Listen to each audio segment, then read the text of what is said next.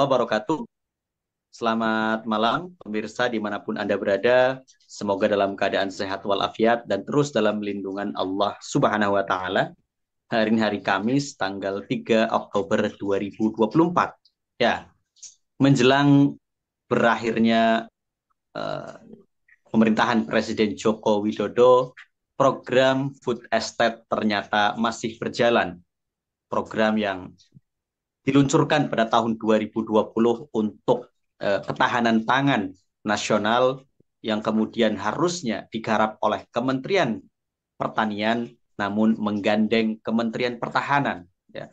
Program yang membuka lahan jutaan hektar di berbagai wilayah Indonesia, mulai dari Sumatera Utara, kemudian di Jawa Barat, kemudian di Kalimantan, ya, ada Kalimantan Tengah, kemudian juga di beberapa wilayah Papua, ya, terutama Merauke, dan beberapa wilayah Papua Selatan terutama, itu luar biasa. Ya. Program yang sempat mendapat banyak kritikan ya karena dianggap gagal. Misalnya program food estate di Kalimantan Tengah yang tadinya harusnya menanam jutaan hektar ya ratusan ribu hektar tanaman singkong tiba-tiba berubah ya menjadi lahan jagung dalam polybag.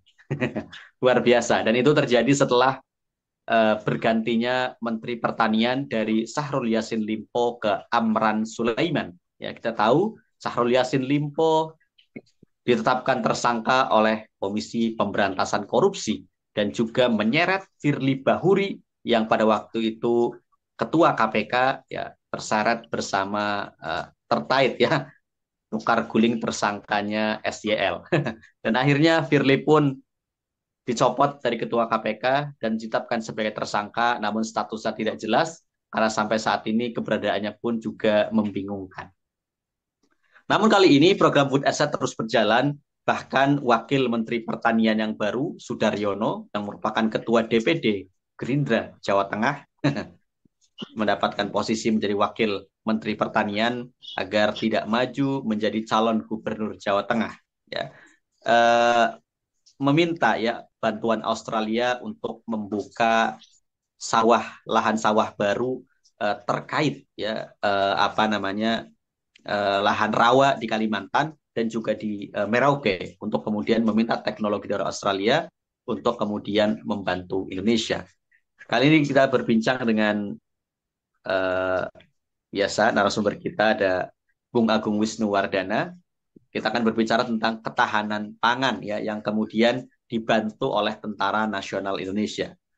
Dan baru-baru ini TNI mendukung program Food Estate ini dengan membentuk 5 batalion di wilayah Papua Selatan ya, terutama Kabupaten Merauke, Kabupaten Sarmi dan beberapa wilayah di Papua yang dibuka Food Estate seluas 2,9 juta hektar. Luar biasa.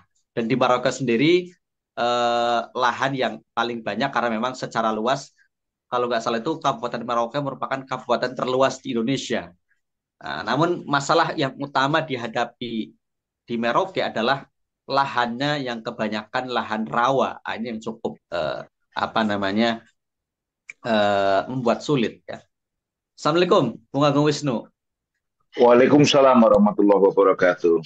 Ya, Din. Iya, terkait dengan ya kemudian dibentuk dari 5 batalion ini akankah ya membuat program food estate ya yang selama ini dianggap gagal ya karena tadi ya nanam singkong yang tumbuh malah jagung dalam polybag, kemudian apa namanya lahan yang kemudian sudah digundulin itu ya dari hutan lebat sudah berwarna coklat hanya tanah kering, namun juga banyak yang belum ditanamin singkong ataupun tanaman lain terutama di Kalimantan Tengah juga pada faktanya banyak ya. Adapun kemudian sebagian lahan yang tadinya singkongnya tadi tiba-tiba pas datang Menteri Pertanian berubah menjadi lahan jagung tapi dalam polybag. Ya, itu kan tinggal memindahkan saja dari tempat lain ke tempat tersebut ya. Apakah ini hanya program gimmick ya ataukah memang serius ya? Apalagi kemudian awalnya kita tahu Menko Marves ya Luhut Binsar Panjaitan meminta Cina untuk membuka 1 juta hektar sawah di Kalimantan. Dan terbaru, Wakil Menteri Pertanian meminta komitmen dari Australia lewat teknologinya untuk membuka lahan sawah baru ya di lahan rawa Kalimantan ataupun di wilayah lainnya. Ini apakah program yang serius atau hanya kemudian gimmick-gimmick yang ujungnya itu berakhir pada kegagalan? Karena kalau tidak salah di masa Orde Baru pun tadi ada upaya untuk mencetak jutaan hektar sawah baru di bekas lahan rawa.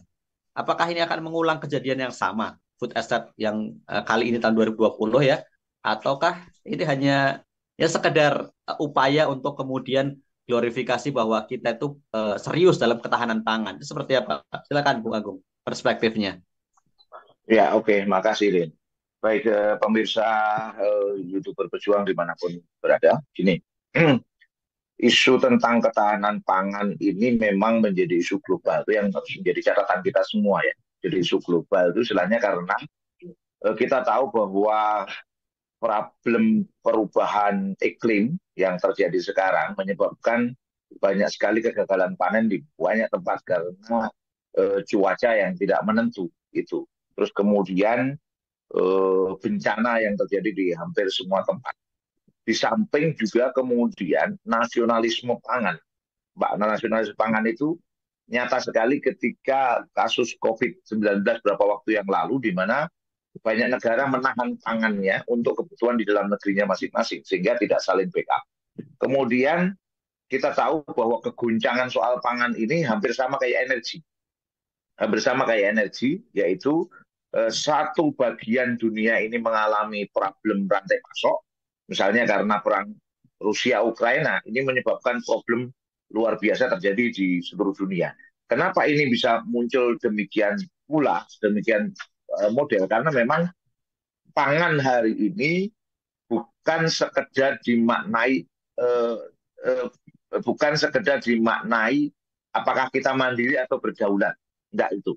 Tetapi apakah tersedia atau tidak tersedia, itu bahasa yang sekarang ini berkembang. Jadi persoalan yang menjadi diskusi panjang itu bukan berdaulat atau tidak berdaulat, tahan berdaulat atau tidak berdaulat, ya.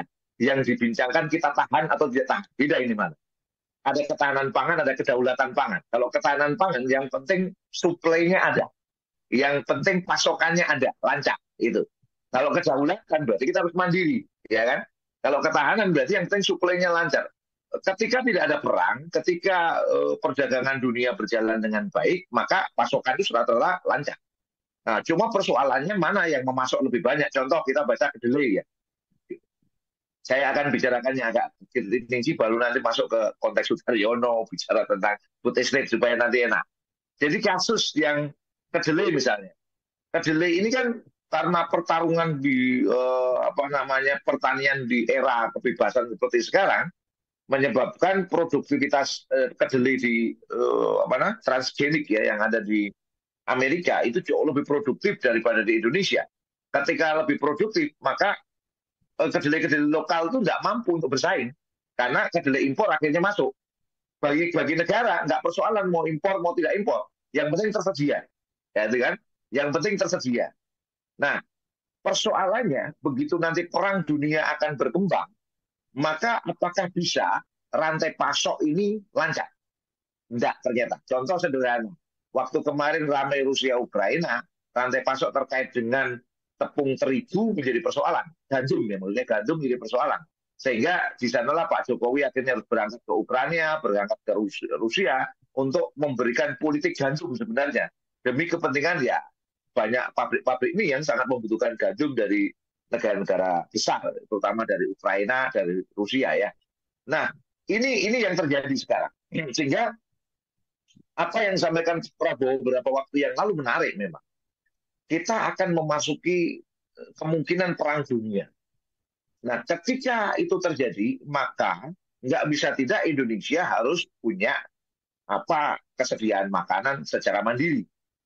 Nah, di situ logika yang dikembangkan kita mau pakai cara apa, gitu kan?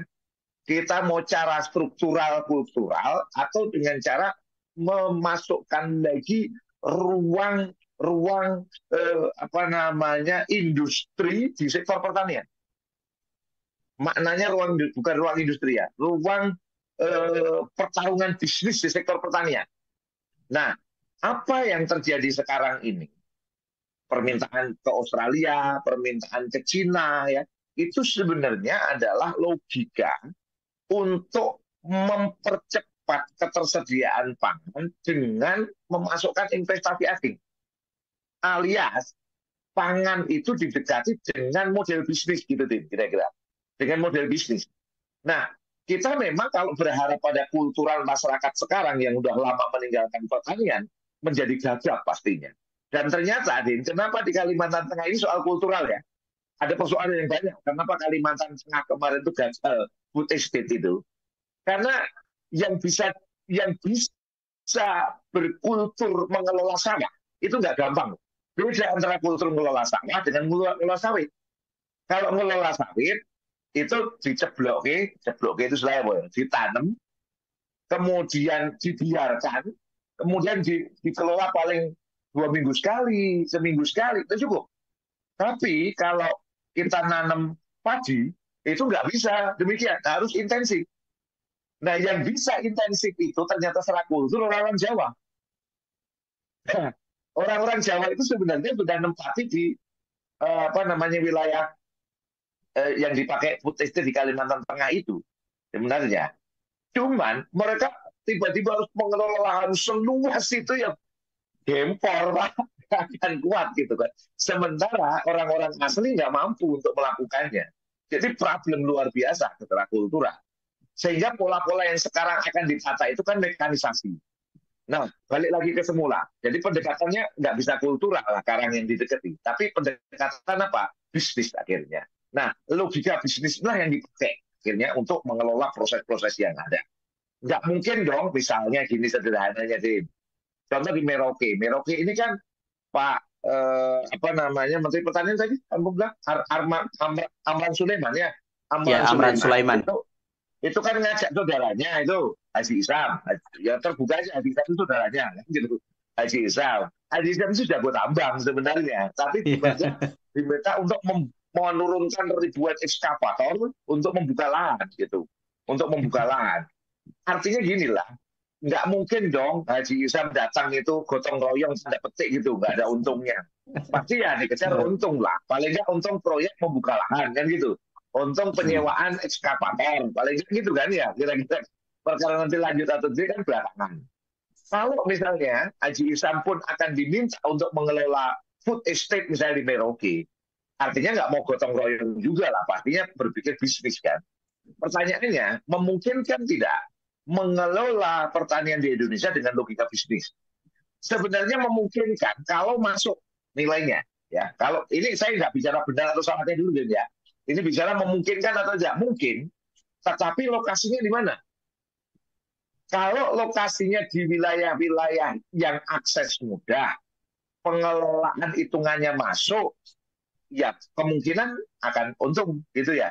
Contoh kemarin tuh di NTT itu peluang kalau main jagung untung ada peluangnya di NTT ya. Tapi kalau di Kalimantan Tengah pengelolaannya itu lahan gambut, pengelolaan lahannya aja biaya tinggi. Ya ini nggak sederhana. Yang udah disampaikan Merauke misalnya, banyak rawa-rawa, tentu tidak sederhana. Harus ada pengelolaan lahannya dulu dan itu biaya tinggi. Nggak gampang di situ. Masuk akal tidak kira-kira bisnis masuk di sana gitu. Ini kalau lokasi-lokasi ini sekali lagi memungkinkan secara hitungan bisnis masuk. Oh, sekarang ini kan contoh misalnya orang pemain pemain hulu hilir untuk ternak misalnya ya. Itu kan ada ya, pemain ternak ayam misalnya dari mulai pakannya bisnis, dari mulai GOC-nya bisnis, sampai detailnya, sampai jualannya, sampai bentuk plasma intinya itu bisnis semua bisa. Pertanyaannya bisa nggak itu untuk sawit? Ternyata bisa. Bisa nggak kira-kira itu untuk misalnya padi? Sangat memungkinkan. Karena pola yang terjadi dengan mekanisasi itu pernah terjadi di Amerika, di Kanada, itu memungkinkan untuk berbisnis tentu dengan hitungan-hitungan yang masuk, gitu kan. Nah, kalau berbisnis, otomatis pertanian itu diserahkan pada sektor swasta. Ketika diserahkan pada sektor swasta, maka logika harga juga logika swasta, ya kan? Ini yang menjadi Iya. persoalan kemudian. Ini yang menjadi persoalan. Sehingga logika yang sekarang ingin dikelola oleh Amran Sulaiman, Pak Prabowo, itu sebenarnya logika diserahkan pada swasta soal pangan ini. Karena dianggap dia garda yang memungkinkan profesionalisme bisa dikerjakan, bisa dioptimalkan. Gitu. Tetapi saya memandang kalau Papua masuk akal enggak. Saya pernah ada diskusi dengan pemain sawit, ya, pemain sawit. Hitungan menanam sawit di Papua itu biayanya 4 kali lipat dibanding di Sumatera. Saya tanya, Anda melakukan itu sudah untung tidak? Nggak untung sama sekali. Tapi kenapa melakukan itu? Nah, ini pertanyaan kan? Kenapa di Papua melakukan itu? Secara logika nggak masuk untung misalnya gitu loh. Berarti ada sesuatu yang dicari kan? Nah, ini yang sekawatan berikutnya. Nah, ini konspirasi kalau bicara lebih jauh. Papua itu kan kayak Mas.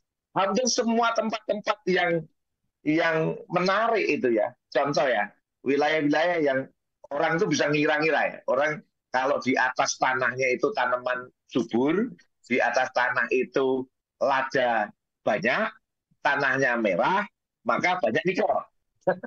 Jadi yang dikejar bukan ladanya, tapi nikelnya. Terus kemudian, kalau di situ banyak tanaman-tanaman rempah-rempah hidup dengan baik, biasanya ada emas di dalam bawahnya. Itu kan menarik juga, emasnya. Nah, saya punya kekhawatiran kalau ada food estate di wilayah Merauke misalnya, di wilayah Papua misalnya. Saya khawatir bukan food estate-nya yang dicari, tapi di bawah tanahnya yang mau dicari ke depannya.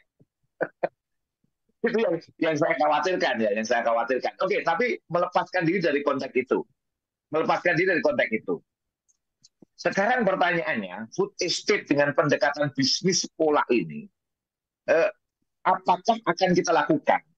Kalau ini yang akan diambil oleh Pak Prabowo CS dengan mencetak sawah, dengan memberikan ruang kepada investor masuk, maka tentu pangan kita ini suplainya mungkin ada, ketahanan panganan mungkin ada, ketahanan pangan ya, bahasanya suplai pangannya mungkin ada. Tetapi apakah kita mandiri berdaulat secara pangan? No, menurut saya enggak. Kenapa?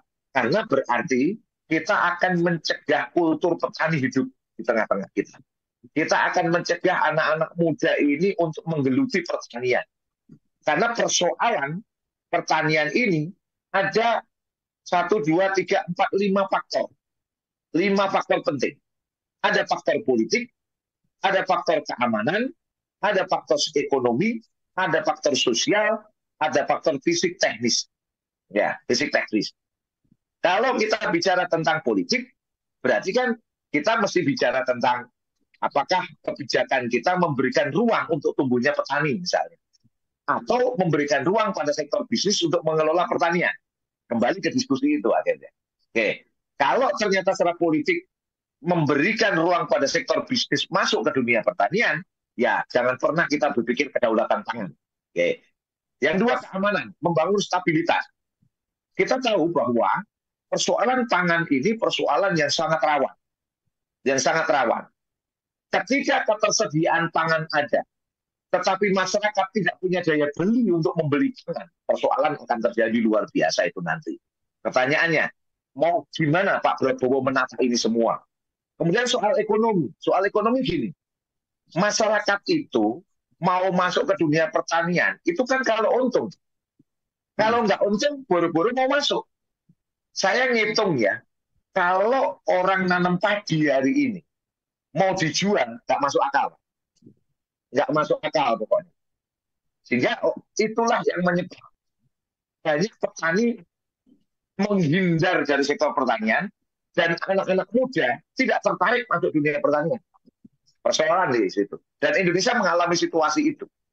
Nah, pertanyaannya kepada Pak Amran Sulaiman, kepada Pak Prabowo, kira-kira kita pengen ekonomi kita itu tertata rapi atau tidak?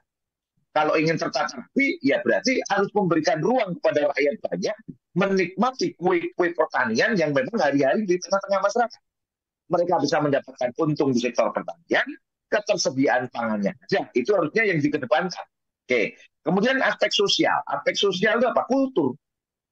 Apakah masyarakat kita itu mengalami kultur gegar pertanian atau tidak hari ini. Yang terjadi adalah gegar pertanian sehingga masyarakat menghindar. Kemudian fisik teknis. Apa fisik teknis? Soal lingkungan. Pertanyaannya, harusnya kita membangun pertanian itu bukan dengan merusak hutan. Yang terjadi di Merauke itu membuka hutan produksi. Padahal hutan itu harusnya banyak ditanam tanaman keras, bukan tanam. Kalau pangan itu kan tanaman semusim ya. Tanaman semusim itu nggak punya Semusim. akar yang kuat. Kalau akar nggak punya akar yang kuat, otomatis apa yang terjadi? Ya erosi akan terjadi, kerusakan akan terjadi. Food estate pada titiknya, kalau polanya adalah dengan menebang hutan, pada titiknya bukan menyelesaikan masalah, tapi menimbulkan masalah baru. Nah ini yang terjadi. Dan negeri ini sudah sangat paham ketika membangun tidak pernah mikirin tentang daya tampung dan daya dukung lingkungan. Itu udah nyata banget. Negeri ini kalau membangun tidak pernah berpikir tentang daya tampung dan daya dukung lingkungan. Nah, 4-5 faktor ini Pak Prabowo mau mana? Nah, saya lihat Pak Prabowo tidak memperhitungkan semua faktor. Yang dia perhitungkan hanya satu, bagaimana keamanan, memastikan ketersediaan pangan dengan jalur apapun. Itu pun kalau berhasil, ya kan? Itu pun kalau berhasil. Nah, pertanyaannya gini, kembali kan, orang berbisnis mau nggak masuk ke Kalteng, mau nggak masuk ke Merauke. Ya, kalau untuk konteks sektor pertanian, saya kok nggak yakin kalau ke Merauke ya, karena biayanya tinggi. Kalaupun mereka mau masuk, saya khawatir ada udang di balik bakwan untuk kepentingan-kepentingan yang lainnya. Dan memang kalau bicara pertanian tentu kita tidak berbicara tentang untung atau rugi, seharusnya bahwa di dunia pertanian itu memungkinkan ada subsidi, tidak ada masalah. Toh masyarakat kita rata-rata petani, sehingga ketika memberikan subsidi pada petani sebenarnya bagian dari pelayanan negara kepada rakyat. Saya pikir itu Din, sebagai awalan. Iya, kita juga apa namanya terkait dengan makanan pokok. Ya. Kita jadi ingat bahwa makanan pokok di wilayah Indonesia kan sebenarnya berbeda-beda. Ya mungkin Ya. untuk beras ya atau nasi itu kan sebagian besar wilayah Sumatera, Jawa, Bali lah, Bali, NTB ya. Tapi kan kalau wilayah-wilayah seperti Sulawesi, Maluku, atau sebagian Kalimantan dan Papua, itu kan makanan pokoknya sejatinya bukanlah nasi atau beras ya. Nah, misalkan di NTT itu lebih cenderung ke jagung, kemudian di Sulawesi itu singkong ataupun apa papeda itu apa sih dari sagu ya, Sagu, Maluku sagu. juga sagu, Papua juga kebanyakan sebenarnya sagu ya. Tapi kenapa kemudian kita masih ingat dengan program swasembada beras di masa Orde Baru yang kemudian memaksa ya beras itu sampai ke seluruh wilayah Indonesia dan akhirnya menjadi ketergantungan ya. Sebab ini yang kemudian akhirnya menggenjot produktivitas beras itu harus memenuhi seluruh wilayah Indonesia. Ini kan juga yang sepertinya tidak diperhatikan oleh pemerintah ya. Padahal ya tadi Ya. kalau kemudian menyeragamkan pangan itu kan harusnya produksi padinya harus lebih meningkat ya. Padahal kalau kemudian makanannya itu seragam ya produksi padi itu harus khusus untuk wilayah yang memang makanan pokoknya itu beras atau nasi ya. Ini kan yang juga menjadi masalah. Akhirnya wilayah-wilayah yang makanan pokoknya itu bukan beras, akhirnya sekarang juga nasi sudah menjadi hal yang biasa ya, walaupun kemudian masih mempertahankan makanan pokok asal, tapi sudah mulai jarang. Itu kan juga di masalah juga. Ini sepertinya Ya. tidak diperhatikan oleh pemerintah pasca reformasi ya sepertinya. Jadi malah Ya. kemudian terus-menerus dengan beras, dan yang lebih menyedihkan lagi harga beras di Indonesia itu 20% lebih mahal dibanding negara-negara ASEAN. Ini luar biasa kan. Artinya walaupun kita Maka mendingan sebagai impor ya. Maka mendingan impor ya. iya, ini mendingan impor ya. Ini kan makanya kemarin Bulog sampai kemudian ingin mengakuisisi lahan pertanian di Kamboja. Ini apakah juga menjadi cara-cara yang apa katakanlah untuk kesediaan pangan yang benar, atau nanti Ya. ya Ya. hanya gimmick saja, ujung-ujungnya ada cuan ataupun fee yang ingin didapatkan itu. Ini seperti apa ini? Permasalahan ini apakah menjadi masalah yang Ya. serius? Karena tadi jadi apa makanan-makanan yang seharusnya menjadi makanan pokok wilayah masing-masing itu jadi hilang gitu, tergantikan oleh beras semua ini. Oke. Eh, saya paham betul konteks ini karena ini dosen-dosen saya yang mengusulkan di masa Orde Baru kepada Soeharto tentang beras itu. Saya kuliah di Institut Pertanian Bogor, dan ramai waktu itu diskusi tentang soal ini kan, bagaimana beras itu. Jadi saya ingin membaca dari sisi logika dulu, baru nanti gimana harusnya ya. Jadi dulu, kenapa beras itu ada alasannya gini deh. Alasannya itu memang kalau kita bicara kandungan mineral apa ya, kandungan gizi, kandungan macam-macam, beras itu paling atas di antara yang lain. Beras itu paling atas di antara yang lain. Dan beras itu paling enak di antara yang lain sebenarnya. Kalau orang menata secara khusus ya. Nah itulah yang melatar belakangi kenapa kemudian beras itu dinasionalkan di seluruh Indonesia dengan maksud peningkatan gizi di semua tempat gitu, baik di Papua, di Maluku dan lain sebagainya.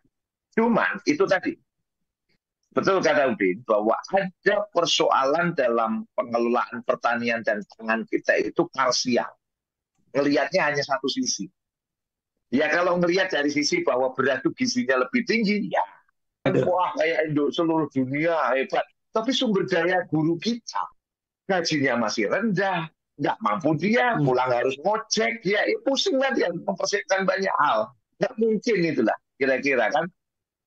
Hanya melihat satu aspek. Nah pun demikian dulu ketika Orde Baru hanya melihat satu aspek. Seharusnya ketika membaca pertanian itu atau pangan secara keseluruhan, lihat dari semua aspek. Contoh tadi Udin benar tadi, lihat aspek apa? Karena kita 20% harga beras, maka mending impor. Bahkan ada pilihan lagi, mending kita mengakuisisi lahan pertanian yang ada di Kamboja, yang ada di Vietnam. Padahal Kamboja dan Vietnam itu di masa Orde Baru dulu belajarnya ke IPB.